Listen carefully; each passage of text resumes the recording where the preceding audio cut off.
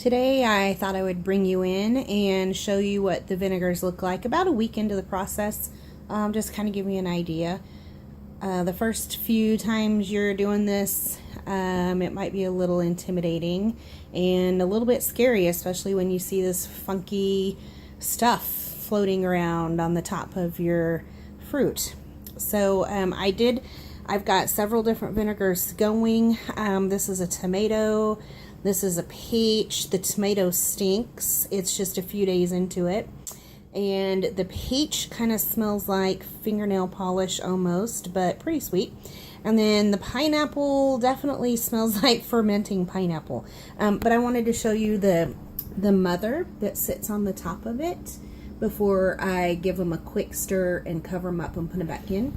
It might be a little bit hard to tell, but it's just kind of white and slimy looking and gross, but that's what it's supposed to do. So you just want to stick your long-handled spoon or spatula or something down in there, give it a quick stir, cover it up, and get it back out of the light. Bear with me here because I'm just trying to do this solo on my own. It doesn't need to be anything fantastic.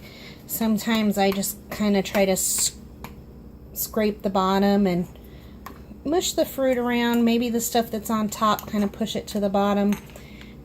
And the stuff that's on the bottom, let it bring it up to the top. I have no idea if it really makes a difference, but in my little world, I guess you could say it kind of does. So anyway, really it's just about that simple.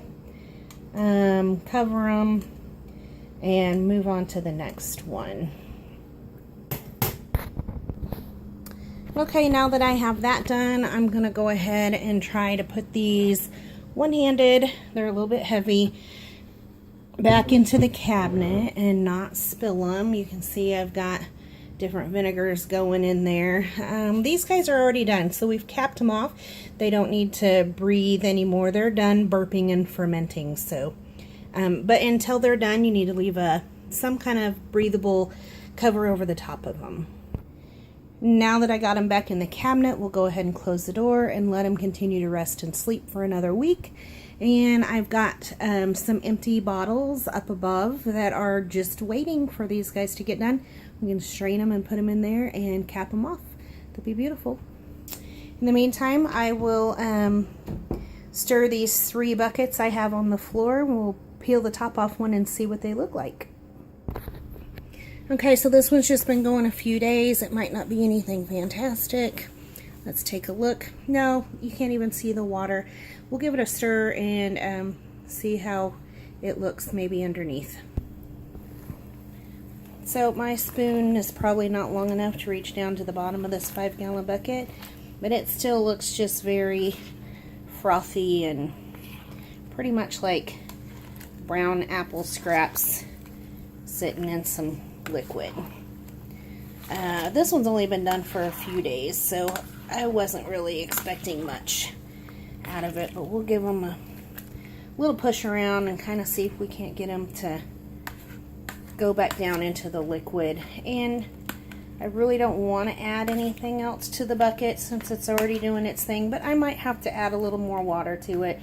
They've probably soaked some up and some has probably evaporated off over the last few days. But this top layer up here is where your mother will usually form. And this guy should be my peach one, and he was looking fantastic the other day. Oh yeah, look at that mother.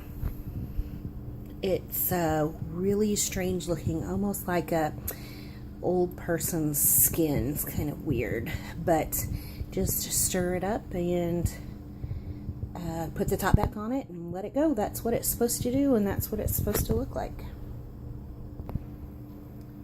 Okay, I started to stir it, and I thought I would stop just so that you could kind of see the difference in the fruit that was underneath and then this layer of mother that sits on the top. Anyway, as you stir it, you can kind of hear it fizz, almost like a peach soda. You hear it?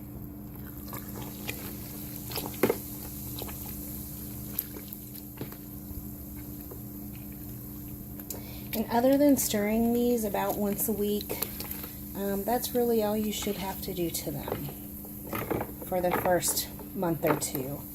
I think after the first month they say you can just let them sit. But we try not to do a whole lot. I can hear the pits in the bottom.